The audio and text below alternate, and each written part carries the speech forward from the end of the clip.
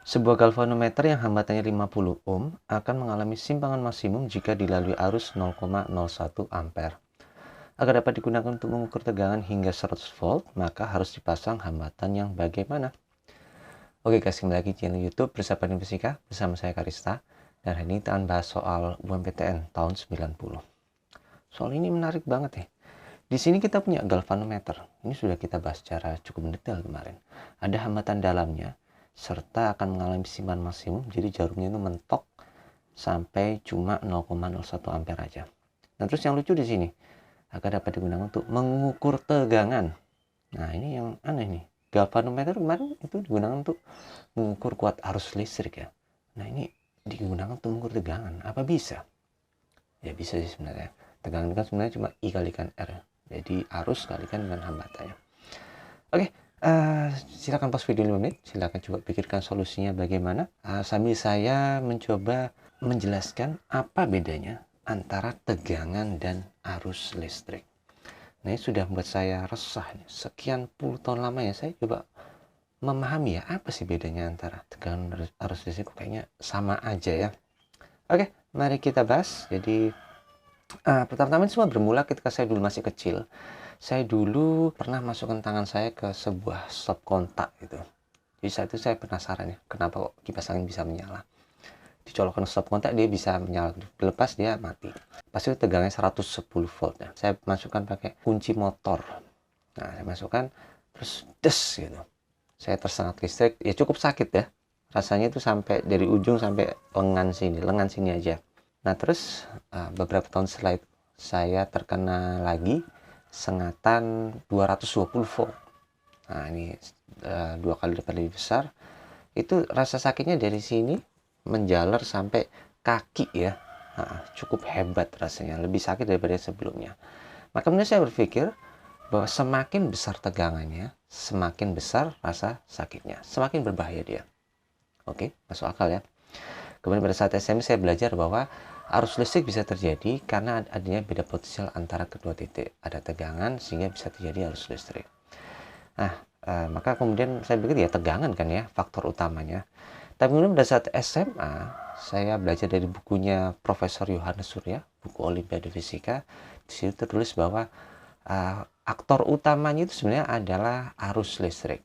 Semakin besar arus listrik semakin berbahaya dia. Bahkan hanya beberapa miliampere saja dapat membunuh manusia.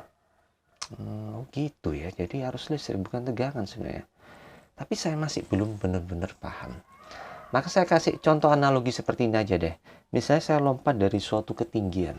Dari suatu rumah lantai 2 gitu. Ketinggiannya ya cuma 3 meter sih ya. Saya lompat, brek gitu.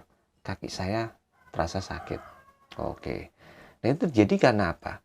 Karena faktor ketinggian kan ya. Semakin tinggi saya melompat, maka ya pasti akan terasa semakin sakit. Tapi saya sebagai guru fisika perlu menegaskan bahwa yang lebih tepat adalah karena faktor kecepatan. Nah, jawaban lebih tepat sebenarnya adalah karena faktor kecepatan. Nah, karena terjadi perbedaan antara tubuh saya dengan bumi. Nah, semakin besar perbedaan kecepatannya, maka semakin besar rasa sakitnya. Itu jawaban lebih tepat sebenarnya. Nah, mungkin kalian akan bilang ya 11-12 ya Karista. Bahwa ketinggian akan menghasilkan kecepatan. Nah, maka kecepatan akan menghasilkan rasa sakit. Nah, ini yang lebih tepatnya adalah seperti ini. Oke, ini sequence urutan yang lebih tepat sebenarnya adalah seperti ini. Nah, cara berpikir yang barusan kalian lakukan ini adalah silogisme. Bahwa ini adalah A, ini B, B akan menghasilkan C. Dengan perumusan seperti ini. A menghasilkan B, B menghasilkan C, sehingga kesimpulannya adalah A akan menghasilkan C. Nah, ini penyederhanaan yang apa ya, sudah secara otomatis ya ada dalam kepala kita. Ini udah bagus banget sebenarnya kalau kalian pikir seperti itu. Nah, memang manusia itu kerap kali menyederhanakan secara otomatis suatu permasalahannya supaya hidupnya nggak terlalu rumit lah. Oke, ini sudah bagus. Nah, selanjutnya kalau saya kayak kasih contoh sedikit lebih rumit, bagaimana kalau saya lompat lebih tinggi lagi, saya lompat dari pesawat yang sedang mengangkasa di udara. Maka maksudnya saya mati kan ya. Tapi saya lompatnya pakai payung. Maksudnya pakai parasut. Nah, terjun payung seperti ini. Maka asalkan parasutnya membuka dengan sempurna, mestinya saya akan baik-baik saja kan ya. Oke, maka sebenarnya tidak selalu ya di dalam fisika ketinggian akan selalu menghasilkan kecepatan. Ada faktor lain yaitu hambatan. Nah, kayak gini sebenarnya. Kalau hambatannya sangat besar ya kecepatannya kecil. Sehingga tidak akan di sini dia akan terputus, ini tidak akan bisa menghasilkan rasa sakit yang diharapkan. Oke. Nah, jadi ada berbeda ya antara ketinggian dan kecepatan. Itu maksud saya dalam fisika seperti itu. Contoh lain misalnya adalah air yang diletakkan di tandon. Semakin tinggi tandonnya, maka air yang keluar juga akan semakin besar. Oke. Dan juga tergantung pada pipanya. Kalau pipanya kotor ya pasti keluaran airnya pasti akan semakin kecil. Contoh lain adalah panah dan busur. Nah, panah itu akan melesat semakin cepat karena tali pada busurnya. Kalau dia semakin tegang, itu semakin kencang. Kemudian pada semakin jauh kita menarik tali busurnya juga. Serta pada massa daripada panahnya. Oke, bisa diikuti ya kira-kira. Maka dari percobaan yang kemarin, jarum galvanometer ini, kompas ini bisa menyimpang karena adanya arus listrik kan ya. Tapi lebih tepat lagi adalah karena adanya pengaruh medan magnetik yang dihasilkan dari arus listrik itu. Nah, sedangkan arus listrik itu dihasilkan dari tegangan dan hambatan. Nah, seperti ini ya, sequence urutannya yang secara lebih lengkap lagi, bahwa ini adalah ya cara berpikir orang fisika ya, ini adalah besaran-besaran yang sesungguhnya berbeda. Oke? Oke, mudah-mudahan udah jelas ya perbedaan antara tegangan dan arus listrik. Jadi karena ada aliran ya, ada kata aliran yang bisa kita tahan, ataupun kita putus atau kita alihkan, maka mestinya kita tidak akan tersengat listrik. Oke, mari kita mulai soalnya. Bismillah. Jadi ini kita punya galvanometer ya. Galvanometer ini sebenarnya kan digunakan untuk mengukur kuat arus listrik ya. Jadi dia harus diletakkan secara seri ya. Maka dia ada hambatan dalamnya yang mestinya sih kecil ya. Supaya kenapa? Mestinya sih kecil supaya kenapa? Supaya arus yang masuk ke sini adalah sama besar dengan sebelum dia diletakkan galvanometer. Ada kata hambatannya besar ya, harusnya juga pasti akan semakin kecil, akan mengganggu kinerja sistem. Di sini dia sebenarnya hambatannya 50 ohm sih, tapi ya nggak apa-apa deh, ini cuma sebagai contoh aja hambatan dalam galvanometer. Sedangkan arus totalnya adalah 0,01 ampere saja, ya cukup kecil sih. Oke, ini arus maksimum, jadi saya kasih ini alat sekring di sini. Jadi kalau lebih dari itu dia bakal putus. Nah, mestinya adalah seperti ini untuk mengukur kuat arus. Nah, untuk mengukur tegangan, maka nggak mau kita cuma bisa meletakkannya seperti ini. Galvanometernya diletakkan di antara kedua titik seperti ini. A dan B. Oke. Nah, kita nggak punya pilihan lain selain harus meletakkannya secara paralel seperti ini, di mana hambatan dalam galvanometer mestinya adalah besar. Kalau dia digunakan secara seperti ini, supaya apa? Supaya arus yang pindah ke sebelah sini mestinya sekecil mungkin. Jadi kan arus utamanya sebelah sini ya. Jadi kita hanya ambil sebagian kecil aja untuk menggerakkan jarumnya.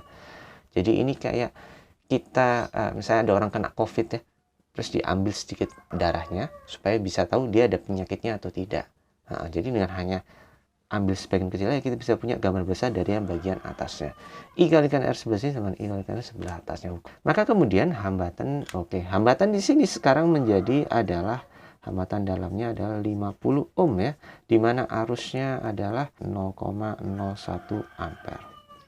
Maka parameter utamanya adalah sebelah sini. Arusnya tidak boleh lebih dari 0,01 ampere. Nah, itu yang harus diingat. Oke, sekarang kita coba hitung dulu aja. Kalau misalnya dalam kasus yang pertama ini, I kalikan R. I-nya adalah 0,01 ampere. Hambatannya adalah 50. 50 kali 0,01 adalah, ini adalah 1/100 ya. 50/100 adalah 0,5 volt ya. Itu adalah tegangan awalnya pada kondisi ini ya. Jadi ya dia hanya bisa digunakan untuk mengukur tegangan sampai 0,5 volt saja. Oke. Maka sebenarnya dia ingin digunakan sampai 100 volt. Nah, ini gimana ini? Apa-apa bisa. Kita bisa memperbesar arusnya sih sampai beberapa kali lipat, tapi itu tidak boleh dilakukan. Oke, arus tidak boleh diperbesar lagi beberapa kali lipat. Maka ini harus kita tetapkan adalah 0,01, di mana V-nya sebelah sini adalah 100 yang dia inginkan. Maka hambatannya ini harus bagaimana? Kita coba masukkan dulu aja. maka hambatannya mestinya adalah 10.000 ohm. Nah, itu hambatan yang harus ada pada galvanometer ini, pada percabangan ini. Nah, di sini nggak ada di 10.000 ohm. Kenapa demikian? Karena di sini hambatan galvanometer sudah ada sejak awal 50 ohm hambatan dalamnya. Maka sebenarnya cuma tinggal kita tambahkan di bagiannya sampingnya sini secara seri, depan ataupun muka ya, sebelah kiri atau kanan sama aja, bahwa ini haruslah bernilai hambatan mukanya itu adalah sebenarnya selisihnya itu 10.000 dan 50 ya, 9.950 ohm ya. Jawabannya adalah yang A. Oke guys, mudah-mudahan bisa dipahami bahwa supaya galvanometer bisa digunakan untuk mengukur tegangan, yang perlu kita lakukan adalah dua, yaitu memasangnya secara paralel seperti ini, kemudian menambahkan hambatan di depannya supaya untuk menahan laju arusnya. Nah, mungkin kalian bertanya, apakah ada cara cepatnya, Kak Rista? Ada sih sebenarnya. Jadi pertama-tama N itu adalah perbandingan antara tegangan lama dan barunya. Yang baru dibagi dengan yang lama, yaitu 100 dibagi dengan 0,5, berarti itu bagi 100 dibagi setengah itu ya, 100 bagi setengah berarti dia adalah 200 kali lipat. Oh iya, saya lupa satu hal, ini sebenarnya adalah soal untuk memperbesar batas ukur daripada voltmeter ya, dari awalnya setengah volt menjadi 100 volt. Oke, lanjut. Maka hambatan yang digunakan, hambatan mukanya itu adalah N-1 dikalikan dengan hambatan dalam dari galvanometernya itu. Berarti 200 kurangi 1 dikalikan dengan hambatan dalamnya adalah 50. 199 dikalikan dengan 50 itu berapa? Mestinya dia adalah bernilai 9.950 ohm ya. Oke, mantap. Oke, alhamdulillah hari ini kita sudah belajar bagaimana caranya memasang galvanometer supaya bisa digunakan untuk mengukur tegangan serta memperbesar batas ukur tegangan tersebut, kemudian memahami perbedaan antara tegangan dan arus listrik. Mudah-mudahan bermanfaat ya guys, mudah-mudahan Karisa bisa menginspirasi kalian supaya bisa lebih baik lagi ya, dan kalian bisa mengaplikasikan keilmuan kalian untuk Indonesia yang lebih baik. Di kolom deskripsi juga Karisa sertakan ada beberapa video menarik. Misalnya ada orang bermain-main dengan tegangan 4 volt, itu bisa digunakan untuk melelehkan kabel, tapi begitu ditaruh di lidahnya ternyata itu tidak ada masalah. Kemudian ada juga pekerja kabel listrik, dia sedang bekerja di atas kabel yang tegangan tinggi dan sedang menyala, tetapi dia baik-baik saja. Nah, silakan dilihat videonya, siapa tahu bisa jadi inspirasi tambahan buat kalian. Kalau misalnya kalian masih bertanya lagi mengenai hukum Ohm, hukum Kirchhoff, silakan tanyakan ke bersapandesika@gmail.com. Jangan lupa like, share, komen, serta subscribe, karena kita akan masih punya banyak video lainnya mengenai UTBK dan ujian mandiri yang pastinya akan sangat seru dibahas. Sekian dari saya, terima kasih, tetap semangat belajar fisika. Oke, alhamdulillah. Maka lebih jauh lagi, saya pada saat kesetrum kemarin itu terkena arus sebenarnya 1,1 miliampere, di mana hambatan kulit manusia itu adalah sekitar 100.000 ohm. Itu besar sekali ya sebenarnya. Kalau dimasukkan persamaan ini 110 bagi 100.000, maka saya dapatkan 1,1 miliampere. Ini kecil banget tapi sudah cukup untuk membuat rasa sakit yang luar biasa ya. Oke, maka kalau tegangan 220 volt, maka arusnya juga akan menjadi 2 kali lipat. Oke, saya sarankan di rumah kalian punya alat namanya test pen. Nah, itu adalah suatu alat untuk mengetahui ada tidaknya arus listrik.